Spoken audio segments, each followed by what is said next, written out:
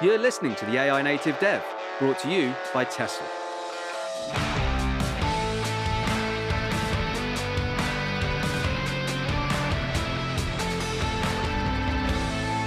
On today's episode, we're going to be talking about all things AI testing. So we're going to be dipping into things like the context that models are going to need to be able to create good tests, things like evaluation, what does it mean for generated code, and then look deeper into AI tests about when they should be done. Should they be done early? Should they be done late and more automated?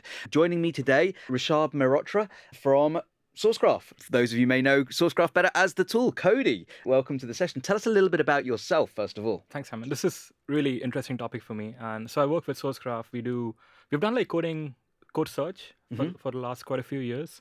And we tackle the big code problem. Like if you look at enterprises have a lot of developers, which is great for them. They also have like massive code bases. Look at a bank in the US. They would have like 20, 30,000 developers. They would have like more than that, like 40,000 repositories. Right, so this big code problem is a huge pain, right? So what we've done as a company is like we've spent quite a few years in tackling code search, and then last year we launched Cody, which is a coding assistant, and essentially Cody lives in your ID. It tries to make you a better productive developer, and there's a bunch of different features. And my role right now at Sourcegraph is to lead the AI effort. So I've done a lot of like machine learning on the consumer side, like looking at Spotify recommendations, music, short video recommendations. My PhD was on search, which again ties well because in LLMs you need context, and we're going to talk about a lot of that as well. How many years would you say you've been in AI, ML generally? So I think like the first research paper I wrote was in 2009, and almost 15 years ago. And this was like NLP. Again, this was not like deep learning NLP. This was more like traditional NLP. And I've been in the world wherein like the domain experts, you handcraft these features, and then embeddings came in and like they washed all of it away. And then these like neural models came in, they washed like custom topic models away. And then these LLMs came in and they washed a bunch of these rankers away. Yeah. So I think like I've seen some of these like waves of, hey, if you create like specific models which are very handcrafted, maybe a simpler, large scale, like generalizable model will sweep some of these models away. So I've seen a few of these waves in the last 15 years. And way before it was cool. Yeah, exactly. I think like I keep saying to a lot of like early PhD students, like in 2010s, a lot of the PhD students would get their doctorate by just creating latent variable models and doing some GIP sampling inference.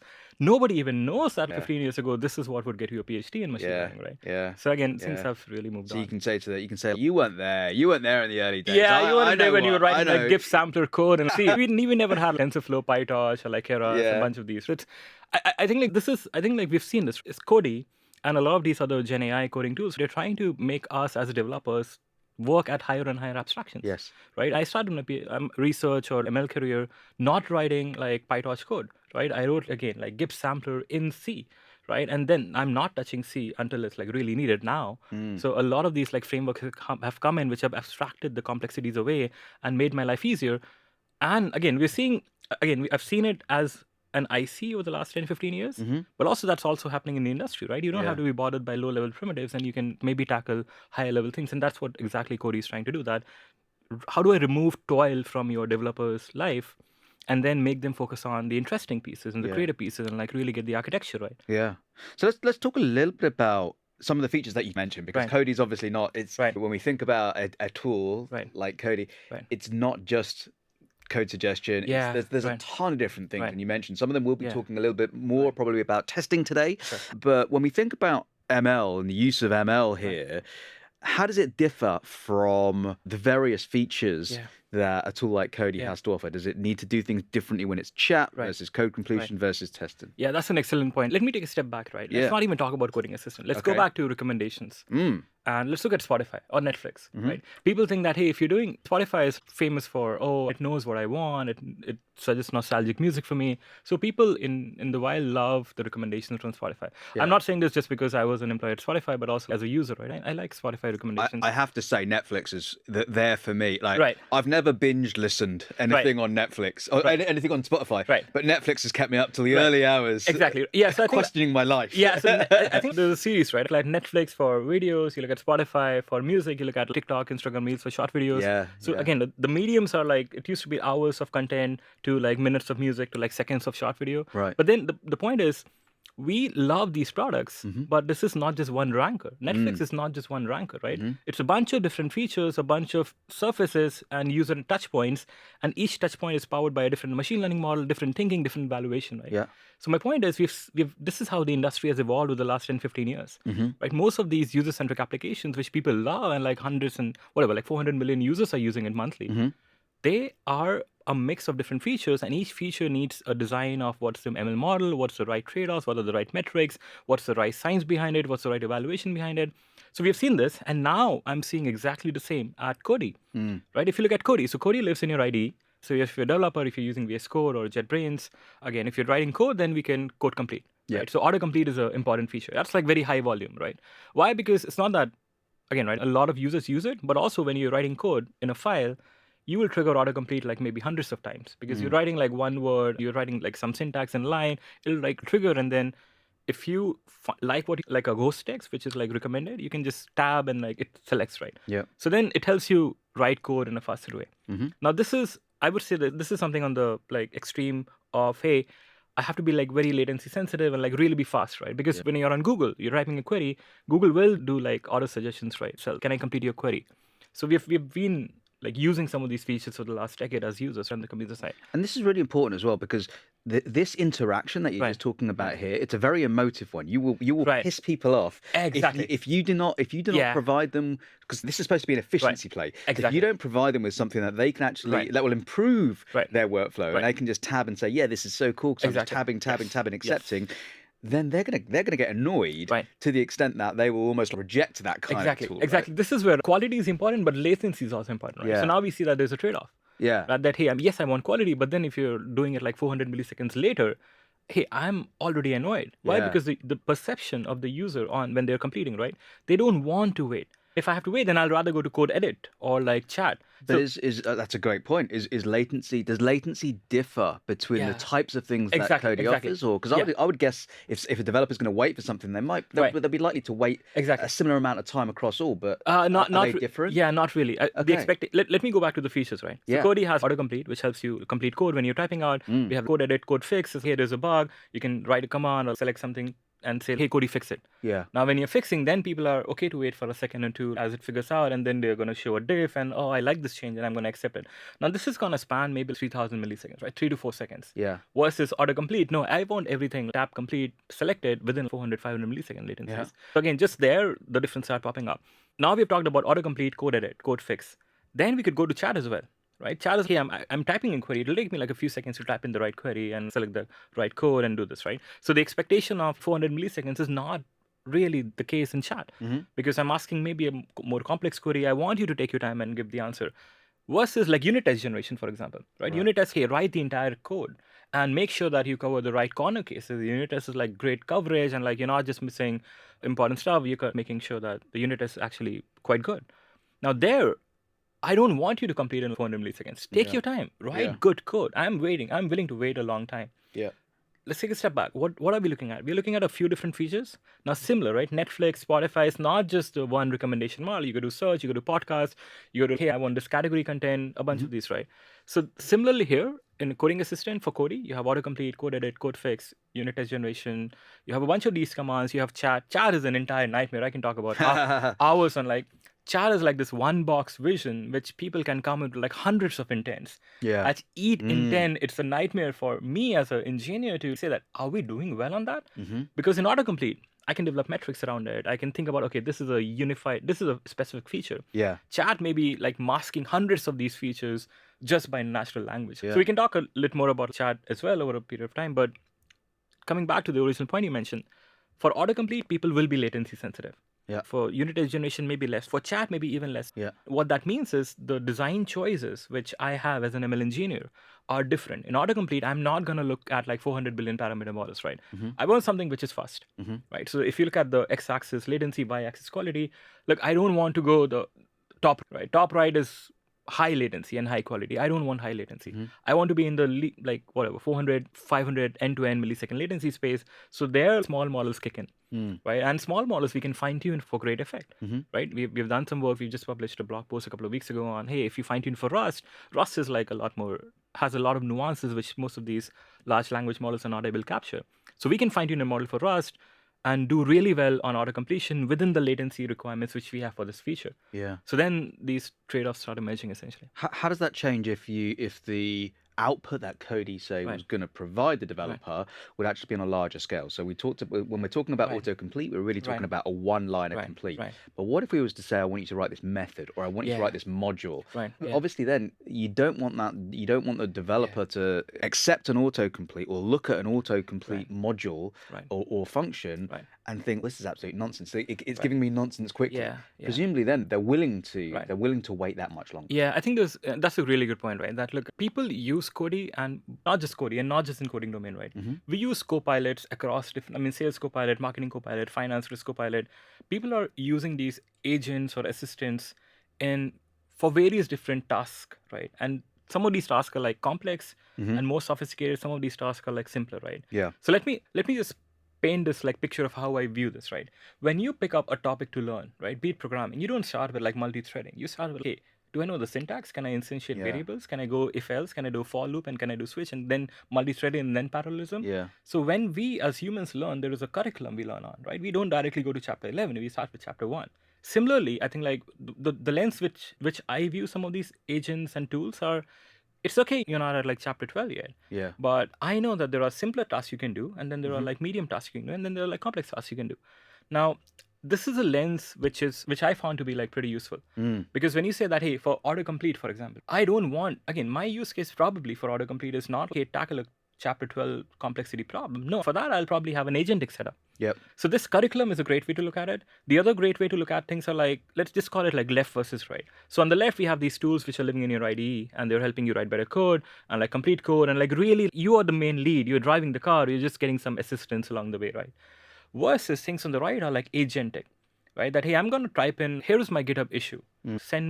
Create a bootstrap me a PR for this, right? Yeah. There, I want the machine learning models to take control. Not full autonomy. Quinn, our CEO, has an amazing blog post on levels of code AI, right? You start with level 0 to level 7, and some of these human-initiated, AI-initiated, AI-led, and that gives us a spectrum to look at autonomy from a coding assistant perspective, which is great. I think everybody should look at it.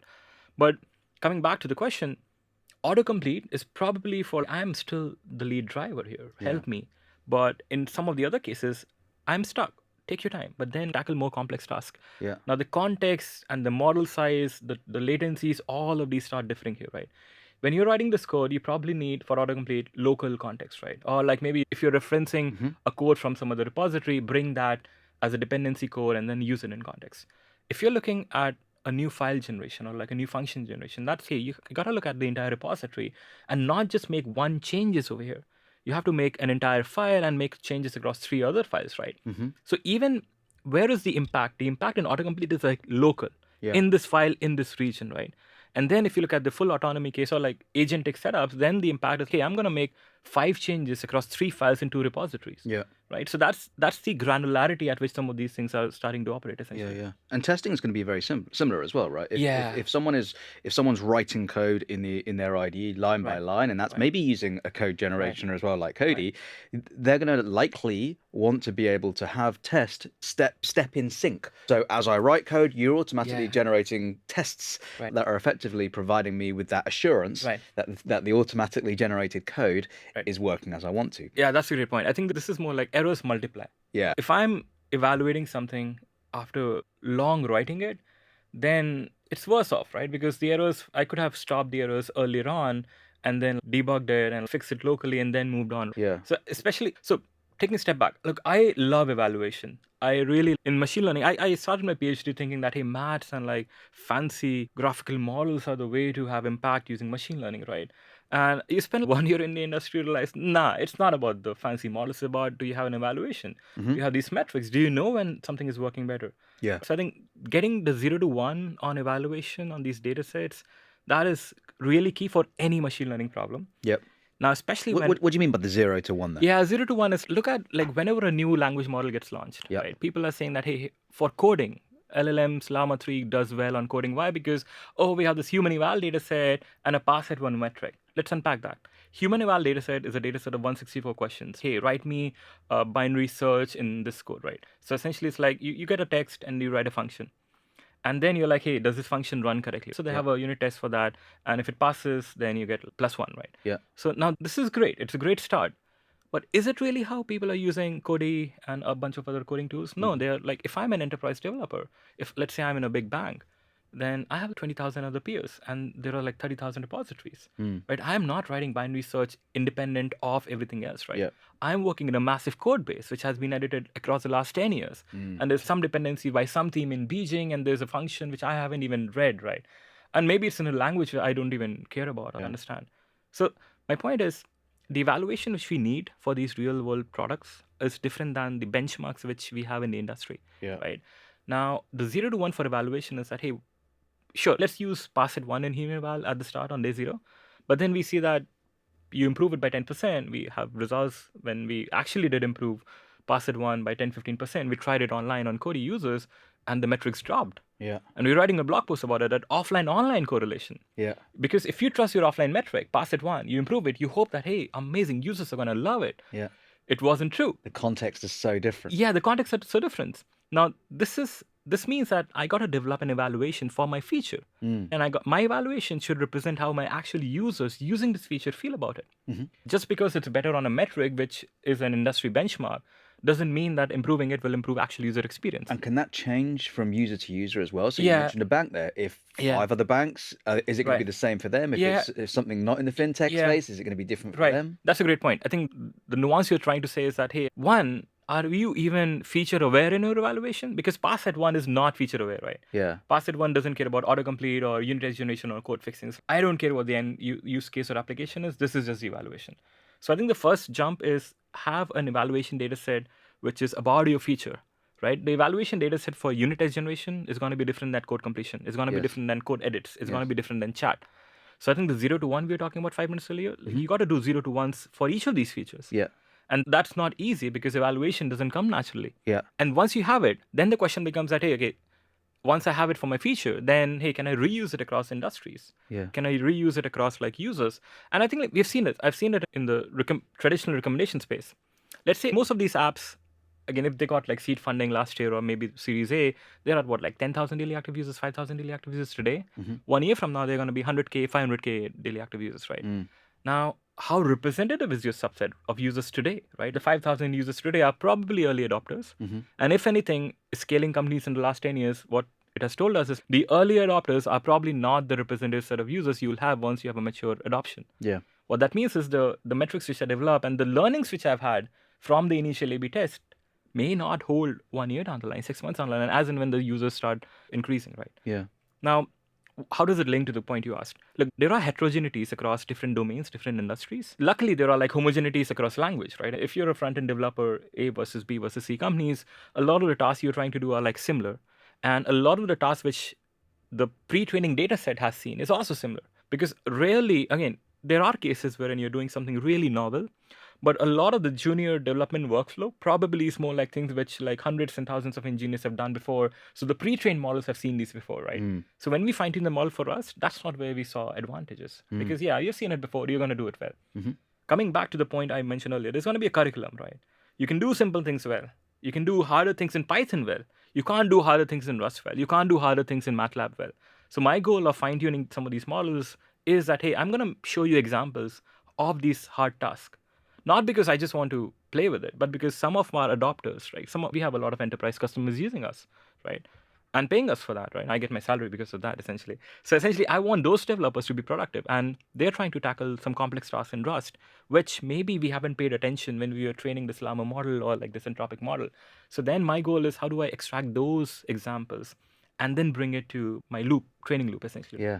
And that's where right now, if let's say one industry is struggling, we know how the metrics are performing, right? That's what evaluation is so important. We know where we suck at right now, and then we can start collecting public examples and start focusing the models to do well on those, right? Yeah. again, let me bring the exact point I mentioned. I'm going to say it 100 times. We have done it before. If you spend 20 minutes on TikTok, you're going to look at 40 short videos? If you spend 5 minutes on TikTok or Instagram Reels, you're going to look at like 10 short videos, right? Yeah. In the first 9 short videos, you're going to either skip it or like it or follow a creator, do something, right? So the 11 short videos like really personalized because I've seen what you're doing in the last 5 minutes and I can do real-time personalization for you. Yeah.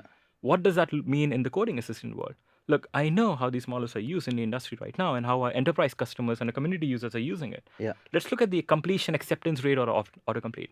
Oh, for these languages and these use cases, we get a high acceptance rate. Yeah. We show a recommendation, people accept the code and move on. But in these nuanced examples, we're not really doing well. So the question then becomes, this is something which maybe we should train on or we should fine tune on. And this establishes a feedback loop. Yeah. That look at what's not working and then make the model look at more of those examples and create that feedback loop, which can then make the models evolve over a period of time. And so I think there's two pieces here. If we move a little bit into what this then means for testing, the more that evaluation, like almost like the testing of the model effectively gets better, it effectively means that the suggested code is then more accurate. As a result, you need to rely on your tests slightly less. I'm not saying you shouldn't, but slightly less because the generated code that is being suggested is of a higher quality. When it then comes to the suggestions of tests afterwards, does that follow the same model in terms of learning from not just what the user wants to test, but also from what is being generated? Is there work that we can do there into building that test suite? Yeah, I think that's an interesting point. Test generation is a self-contained problem in itself, right? Yeah. One, I think let's just establish the fact that unit test generation is probably one of the highest value use cases we got to get right in the industry around code. And that's because I mentioned that, look, you will stop using Spotify if I start showing shitty recommendations to you. Yeah. If I don't learn from my mistakes, you're going to keep skipping like short videos or music or podcasts and you're going to go elsewhere, right? I don't get value because I'm running, I'm jogging. I want music to just come in and I don't want to stop my running and hit like skip. Yeah. Because that's like dissatisfaction, right? Yeah. One of the things which I did at Spotify and like in my previous company was like I really wanted people to focus on dissatisfaction. Yeah. Because satisfaction is users are happy. Yeah. That's not where I make more money. I make more money by reducing dissatisfaction. Where are you unhappy? Yeah. And how do I fix that? And even there, if I stop you there actually just quickly, I think there are different levels to this as well in terms of the testing, right? Because it's at some point it's at its most basic, does this code work? Right. And then as it goes up, it's does this code work well? Does this code work fast? Does this code, is this really making you happy as a user? And so I think, where would you say we are right now in terms of the level of test generation? Are people most concerned with this code is being generated, or when I start creating my tests, how do I validate that my code is correct in terms of it compiles, it's covering my basic use cases that I'm asking for and doing the right thing? No, we can talk an hour about this. Look, I think this is a long journey. Yeah. Getting evaluation, getting unit test generation right across the actual representative use case in the enterprise, that's a nightmare of a problem. Yeah. Look, I can do it right for writing binary search algorithms, right? If you give me a coding task which has nothing to do with a big code repository and like understanding context, like understanding what the 5,000 developers have done, sure, I can attempt it and create a unit test. Because there's a code and there's a unit test, this lives independently, right? Yeah. They live on an island, they're happily married, amazing, everything works. But this is not how people use coding. This is not how like the enterprise or like even pro developer use cases are. The pro developer use cases are about like, hey, is this working correctly in this like wider context? Yeah. Because there's a big code repository and like multiple of them. And that's the wider context wherein you're actually writing the code and you're actually writing the unit test. Yeah. Now, I would bring in this philosophical argument of, I think unit test generation, I would look at it from an adversarial setting. What's the point of having the unit test? It's not just to make yourself or your manager happy that, I have unit test coverage. Unit tests are probably like a guardrail to keep bad code from entering your system. Yes. So what is this? This is an adversarial setup. Maybe not intentionally adversarial. Adversarial setup is, hey, somebody's trying to make bad things happen in your code. And somebody else is stopping that from happening, right? So again, if you start looking at unit test generation from this adversarial setup, that look, this is a good guy. Yeah. Right? The unit test is gonna prevent bad things from happening in future to my code base. Yeah. That's why I need good unit test. Yeah. Now this is a good guy, right? Who are the bad people right now? Up until the last few years, the bad people, not intentionally bad, but the bad actors in the code base were developers. Yeah. Now we have AI. Yeah. Right now, I am, as a developer, writing code, and if I write shitty code, then the unit test will catch it, and I won't be able to merge. Yeah. Right? If Yeah, that same yeah, developer writes exactly. those unit Exactly. tests. We'll get to that, right? We'll I'm get to yet to see a developer who is not a TDD fan, who Right. absolutely lives for writing tests and Right. building a perfect test suite for the code. Yeah, Right? yeah, again, right? And there's a reason why code like test case coverage is like low across like all the repositories you Yeah. pick up, right? It's not something which, again, I think like Byung, our CTO, he loves to say that the goal of Cody is to remove developer toil. Yeah. And how do I make you do a lot more happier job focusing on the right creative aspects of architecture design or system design and remove toil from your life, right? Yeah. A bunch of developers, for better or worse, start looking at unit test generation as maybe it's not as interesting. Let's unpack that as well. Not all unit tests are like boring, right? Yeah. Writing stupid unit tests for stupid functions, we shouldn't even like probably do it. Or like I will let like machine learning do it essentially. But the nuance are like, here's a very critical function. If you screw this, then maybe the payment system in your application gets screwed and then you lose money. Yeah. Right. And then if you don't have observability, then you lose money over a period of time. And then you're literally costing company dollars, millions of dollars if you screw this code essentially. So the point is, not all unit tests are the same because not all functions are equally important. Right. Yeah. There's going to be a distribution of some of those are like really, really important functions. You got to get an amazing unit test right. I would rather, if I have a limited budget, that if I have 2 principal engineers, I would make sure that the unit tests of these really critical pieces of component in my software stack are written by these engineers, or even if they're written by like these agents or AI solutions, then at least like they're vetted from some of these.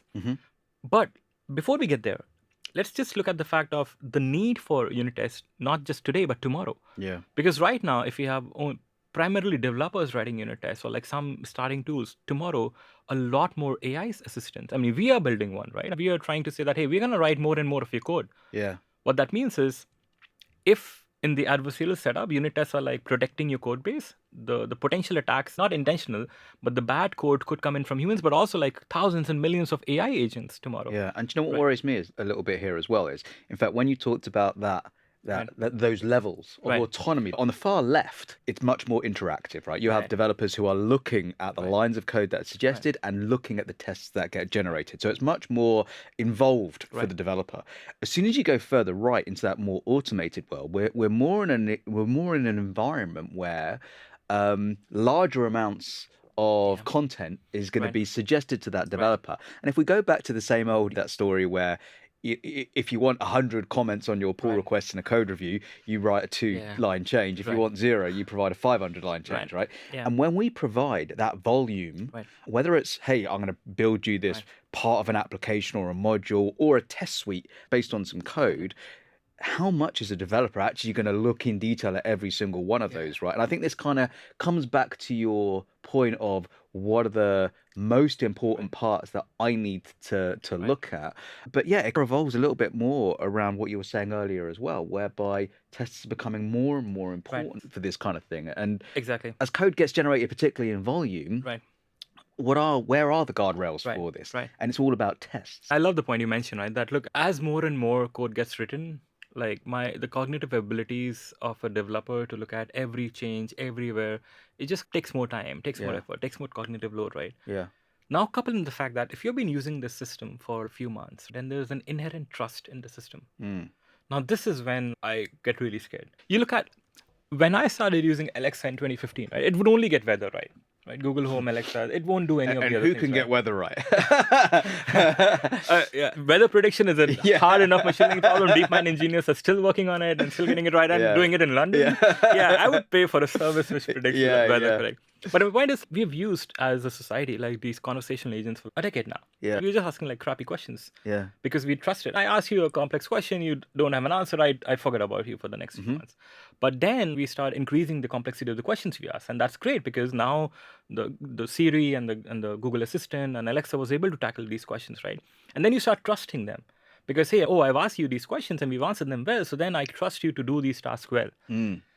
And again, right, if you look at people who use Spotify or Netflix, their recommendations in the feed, they have more trust on your system. Yeah. Because most of these applications do provide you a way out, right? If you don't trust recommendations, go to your library. Go do search. Yeah. Search versus recommendations is that push versus pull paradigm, right? Recommendations, I'm going to push content to you. If you trust us, you're going to consume this, right? if you don't trust the system, if you don't trust the recommendations, then you're going to pull content, which is search, right? Now, especially as and when you've seen there's a distribution of people who don't search at all, right? They're like, we live in that high trust world when they're gonna like a recommendation. Same, right? Google. Who goes to the second page of Google, right? Yeah. Who goes to Google now? Sorry. But essentially, the point is, once people start trusting these systems, the unit test generation is a system which I start trusting, right? And then it starts tackling more and more complex problems. And then I stopped looking at the corner cases, and then that code was committed 6 months ago, and that unit test is there, and then code on top of it was committed 3 months ago, and then there's probably a unit test which I didn't write, the agent wrote. Now, this is where like complexity evolves over a period of time. And maybe there's a generation of unit tests which have been written maybe with less and less of me being involved. Yeah. The levels of code AI, like that means like your involvement is not at the finer levels, it's like higher up. Now, this assumes it works well if the foundations are correct and everything is robust and we have like good checks in place. Yeah. Again, right? Whatever could go wrong would go wrong. Yeah. So then the point is, in this complex code, wherein the series generations of unit tests, generations of code cycles, edits have been made by an agent, then things could go horribly wrong. So do we have, what's the solution to that? The solution is pay more respect to evaluation, right? Look, you gotta build these guardrails. Is just like a very harmless way for me to say that, look, unit test generation is important, not just for unit test generation today, but for unit test generation and code generation tomorrow. Yeah. So I think like the kind of metrics we need, the kind of evaluation we need, the kind of robust auditing of these systems and auditing of these unit tests. So far, again, I don't have a huge 10-year experience in the coding industry because I've worked on recommendations and user-centric systems before. But for me, it was like, hey, what is your test coverage in a repository? That's the most commonly way to look at like repository and how advanced are you in your testing capabilities. And that doesn't cut it. Are you covering the corner cases? What's the complexity? What's the severity? So do we need automated tests for our tests? Yeah, exactly. Or do we need people, humans to we need both, right? We need human domain experts. Again, this is not just a coding problem. Yeah. Look, millions of dollars are spent by Anthropic and OpenMind on Scale AI. Scale AI they've raised like a lot of money recently, $1 billion valuations, because we need domain experts to tag. Yeah. This is also a nightmare. At Spotify, in search, I have a PhD in search. My search was like, I'll show users some results and they're going to tag this is correct or not. I can't do this in coding because crowdsourcing has been a great assistance to machine learning systems for 20 years now because I can get that feedback from the user. Now, to get feedback on a complex Rust code, where am I going to find those crowdsourced workers on Scale AI or Amazon MTurk, right? They don't exist. You're not going to pay them $20 an hour to give feedback. They're like $1,000 hour developers, right? Yeah. We don't even have a community right now around crowdsourced workers for code because this is domain specific, right? So my point is, again, this is not all doomsworthy in the sense like, look, this is an important problem we got to get right. And it's going to be a long journey. We're going to do evaluations and we're going to do like generations of evaluations. I think the right way to think about it is like paying attention to unit test, but also like evaluation of unit tests. Yeah. And also evaluation, take a step back, like multiple levels of evaluation, right? You're going to evaluate, okay, what are the important functions? Are we able to identify the important functions? Yeah. Like criticality of the code, right? Yeah. And then look at unit test generation from that lens. Yeah. Now, immediately, one of the solutions, I think when we met over coffee, we're talking briefly about it. If let's say I generate 20 unit tests, right? Now, I want my principal or like some respected, trusted engineer to vet at least some of them.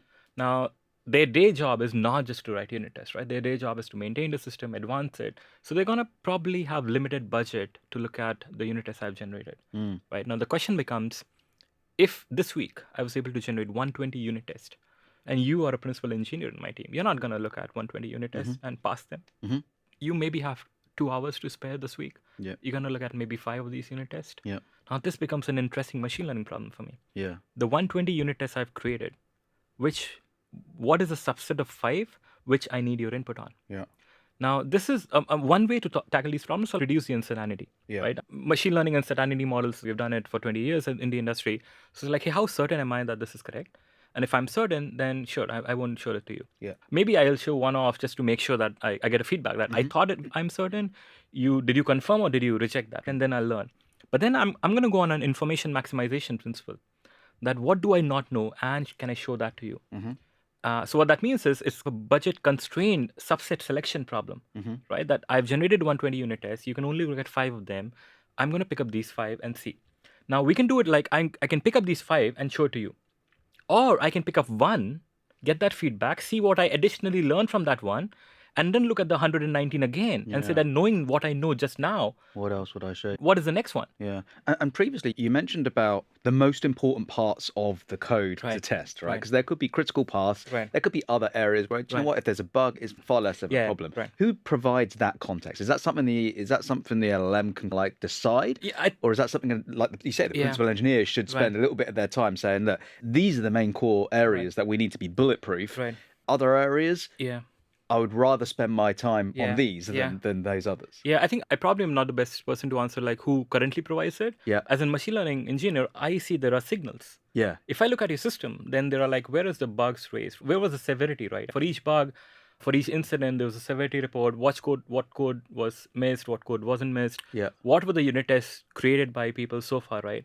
So again, I view it from a data observability perspective, like knowing what I know about your code, about your severity, about your issues, about your time to resolve some of these, then I can develop a model personalized to your code base on what are the core important pieces, right? Yep. So I can look at just code. Yeah. Which is, okay, which functions are calling which, there's a dependency, and we have amazing engineers, right, who are just like compiler experts in the company, right? Yeah. And one of the reasons I joined Sourcegraph was because, look, I bring in the ML knowledge, but I want to work with domain experts, right? And Sourcegraph has hired amazing talent over the last few years, and it compounds, right?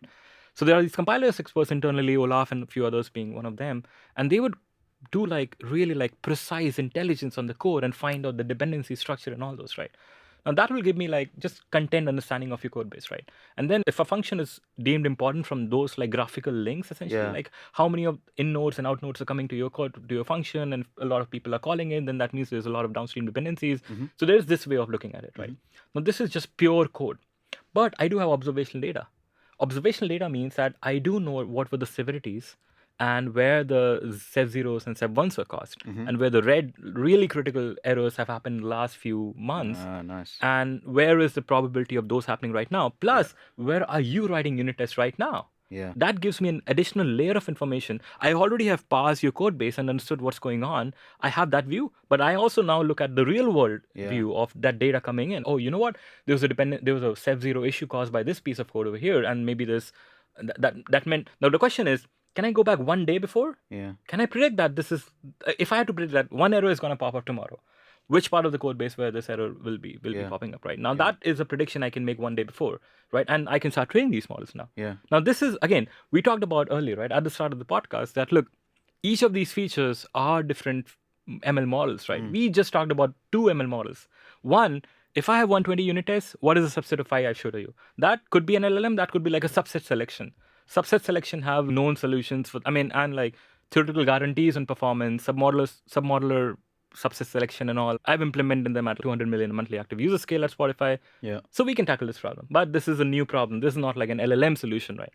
Second one is here, right? Can I predict where the critical bug is going to be, and then use that to identify critical components, and then use that to chain and put like a unit test in there? So essentially human context, right? We talk about context a lot when we're talking about actual source files and how we can maybe do some code completion against so many parts of our project. But thinking about that almost behavioral context. Exactly. And again, I'll be literally like the broken record on this, right? We have done this before. Yeah. And look, when you upload a short video, like I look at short video has 0 views right now. I look at, hey, is this high quality? Who's the author? Well, again, right? I look at the content composition. Why? Because 0 people have interacted with it so far. Give it an hour, 10 million people would have interacted with that short video. Now I know which people will like, which people will not, right? So if you look at the recommendation life cycle of any podcast, we're going to upload this podcast. The life cycle of this podcast will be, there is something about the content of this podcast, and there's something about the observational behavioral data of this podcast. Which developers, which users liked it and not liked it, skipped it, streamed it, and all that, right? So we have designed recommendation systems as a combination of like content and behavior, right? Same here. When I say unit test generation, I can look at your code base, right? And I can make some inferences. Now, on top of that, I have additional view on this data, which is like, what are the errors and where are you writing unit tests? Where are you devoting time? That gives me additional observational data on top of my content understanding of your code base. Combine the two together and like better things will emerge essentially. Yeah. And we've talked about unit tests quite a bit. In terms of testing in general, right? There are obviously different layers of that Yeah. testing. I think when we talk about the intent changes heavily, Right. right? So the higher you go when we're talking about the integration test and things like that, the intent is Yeah. really, and again, when we go back to context, Right. the intent is about the use cases. Yeah. A lot about the intention of what a user will, how a user will use that application. When we also think about the areas of the code base which are extremely important, Right. those higher level integration tests, the flows that they go through Right. the application will show Right. which areas of code are most important as well. Yeah. In terms of from our developer audience, when we want to provide advice or best practices in terms of how should a developer be thinking about using AI into their general testing strategy, Right. what's a good start today, would you say, in terms of introducing these kind of technologies into people's processes and existing workflows successfully today? Right. Yeah. I think the simplest answer is start using Cody. No, I love it. I think, look, even before I joined Sourcegraph, Cody helped me. I interviewed. Basically, Cody, Sourcegraph, we do an interview of, hey, here's a code base, it's open source, look at it, try to make some changes. And I love that. I mean, psychologically, I was bought in even before I had an offer. Because you're making me do cognitive work on your code repository as part of the interview. You just spend 1 hour instead of just chatting, look at the code and make some changes, right? Yeah.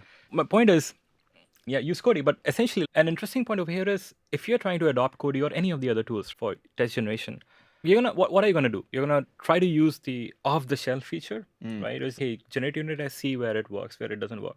Now, Cody provides something called custom commands. Custom command, edit code, unit test generation. These are all commands, right? What a command is, what is the LLM feature? Let's just take a step back. LLM feature is, I want to do this task, I need some context. So what I'm going to do is I'm going to generate an English prompt, right? And I'm going to bring in a context strategy that what are the relevant pieces of information I should use, which is, hey, here's a unit test in the same folder, for example, or here's a dependency which you should be aware of. Bring in that context, write an English prompt, and then send it to the LLM, right? That's a very naive, simplified way of looking at what is an LLM feature. So Cody provides an option of doing custom commands. What that means is I can say, hey, this doesn't work as great for me. Why? Because of these nuances. Let me create a custom command. Now you're a staff engineer at this company, you can create a custom command and that, oh, this is better. Now, because in an enterprise setting, you can now share this custom command with all your employees, essentially, right? You say that, hey, you know what? This is a better way of using the unit test generation because I've created this custom command and everybody can benefit, essentially, right? Now, what makes you write a better custom command? And even if you forget about custom commands in Cody, what makes you get a better output out? This is where the 0 to 1 evaluation comes in. Like, where are you currently failing? What sort of unit tests are we getting right? What sort of are we not getting right? What about this is interesting, right? What about your code base is interesting?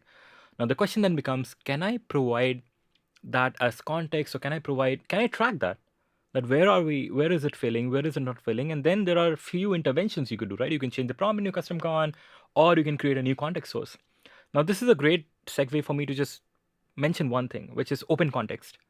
So I think Quinn, our CEO, he literally started this work as an IC. One of the other impressive things about Sourcegraph is you look at the GitHub history, commit histories of the founders. Are they running a company or are they like just coding up these things? And it just blew me away, like when I first came across that. But essentially, Quinn introduced, and then a lot of the teams worked on it, something called open context. Yeah. Which is in an enterprise setting, you have so much context which nobody can get right. Yeah. Because you're going to plug in thousands of different heterogeneous context sources is going to help you get a better answer. So open context is a protocol designed to you can add a new context source for yourself. And there's a protocol, and Cody and even the other, because it's a protocol, a lot of the other agents or tools around can use. So essentially what that means is, if you're writing unit tests and if you know that this is where it's not working, you're going to make a change in the prompt, add a custom command. You're going to add some other examples. And then you're like, hey, maybe I should add a context source because, I have this information. Like we talked about, right? Where are the errors coming in from? Now that Sev0 is probably not something which you have given access to Cody right now. But then because of the open context, open CTX, you can add this like context source and then make your solutions better, right? Yeah. What are you doing here? You're doing like ML, applied machine learning 101 now for your feature. Right. So again, this is exactly where you need like a 0 to 1, 5 examples where it doesn't work right now. And if you make this prompt change or context change, it's going to start working, right? Yeah. So you have done this mini 0 to 1 for your own goal, right? And I think there's a meta point over here, which is forget about coding assistants. I think we're all transitioning to that abstraction of working with an ML system, working with an AI system. I hate to use the phrase AI. From the machine learning world, I'd rather say machine learning. But again, the audiences probably buy that AI more, some of the audiences. But essentially, a lot of us are starting to work with these AI systems, and I think the way we start interacting with them are going to be like a bit more orchestrated, right? Yeah. Try this. Let's figure out where it's working. Great. I'm going to use it. Let's figure out where it's not working. Okay, cool. Then I'm going to either give that feedback or do something and adjust my workflow a bit and then make it work better on those, right? Yeah. So I think we're all starting to be that applied scientist one, right, in some way or the other. And this is not just like you as an engineer. If you're a domain expert, if you're a risk analyst, you want to create these plots, or if you're a sales assistant using a sales copilot, you are working with an agentic setup of ML, and you want to see where it's working, where it's not, and what changes do I want to make. Again, we have done it. When you add like a plus or double quotes in Google, you get those words, right? What is that? You're adopting, right? You know what's going to work. You're going to start adding those tricks. And now, because more and more of your daily workflow is going to be around these agents and systems, and you start developing these feedback loops yourself. So I think like what we are trying to do as ML engineers in the product is similar philosophically to what you are trying to do to use these products essentially. So I think like a lot of my friends and other people ask me like, hey, like what's happening? Like I'm a domain expert. I was in another panel a few days ago and there was his employees, and the question there was like jobs and all those, right?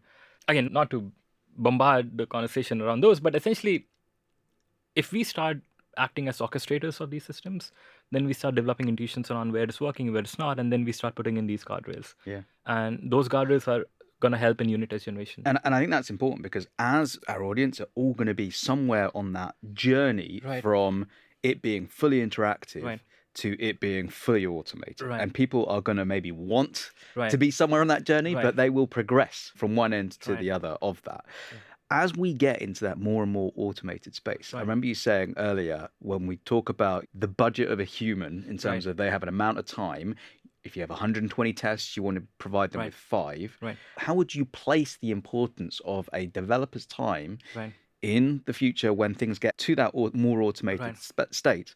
How would you place that relevance on a developer focusing on code versus focusing on testing versus focusing on something else? Where is it most valuable to have that developer's eyes? Yeah, so I think let's take a step back, right? You're a developer, I'm a developer, and there's a reason I have a job, right?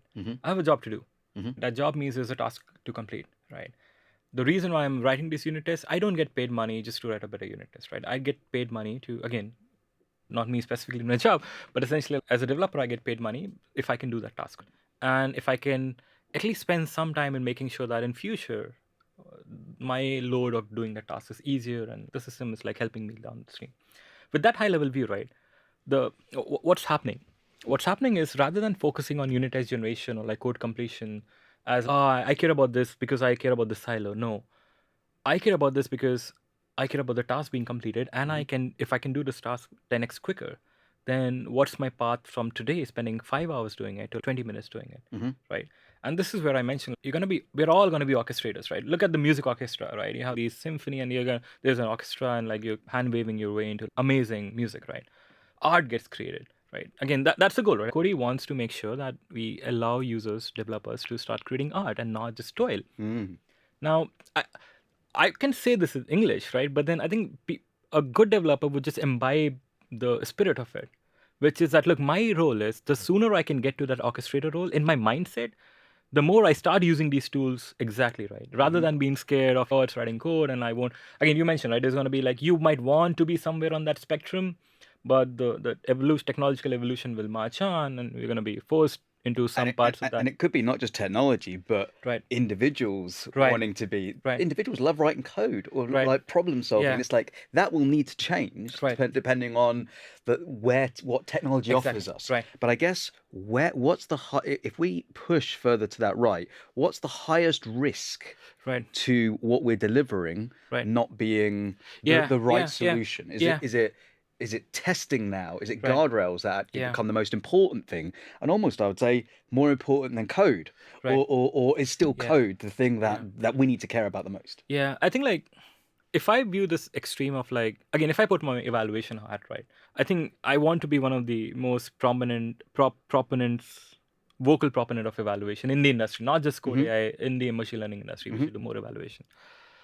So there I would say that writing a good evaluation is more important than writing a good model. Yeah. Writing a good evaluation is more important than writing a better context source, because you don't know what's a better context source if you don't have a way to evaluate it, right?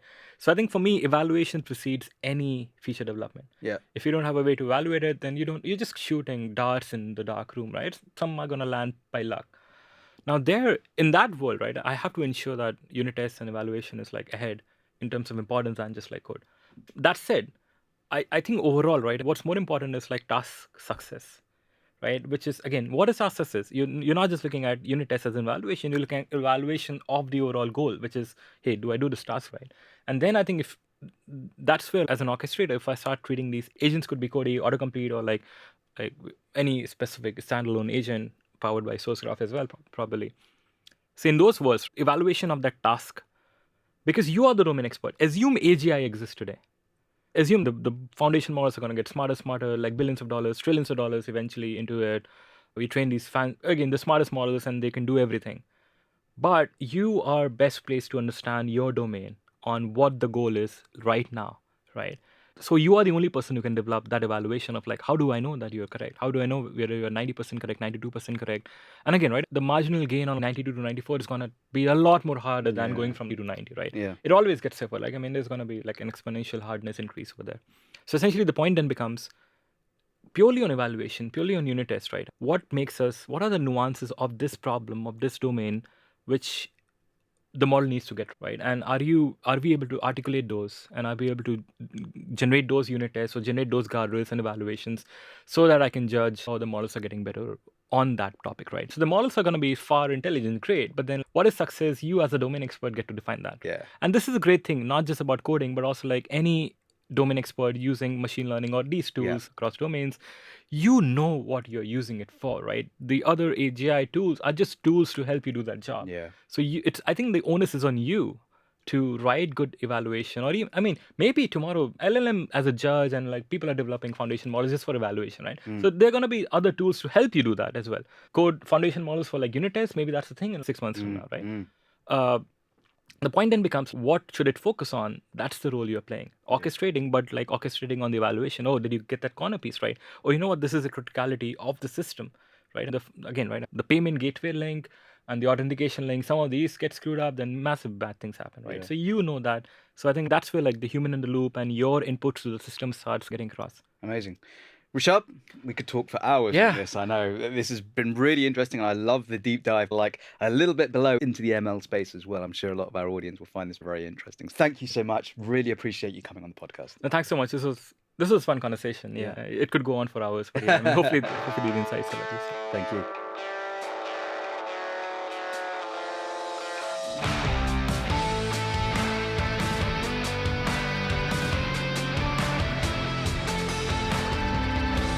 Thanks for tuning in.